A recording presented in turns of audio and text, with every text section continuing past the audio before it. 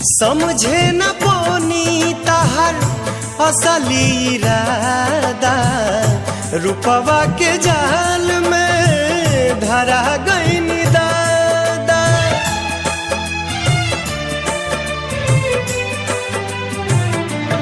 ओ समझे न पोनी तहर असली इरादा, रूपवा के जाल में धरा गईन दादा।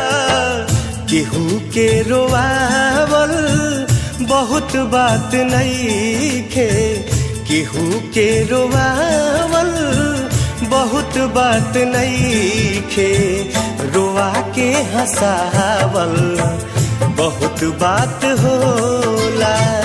सनहिया लगावल बहुत बात नइखे, नजरिया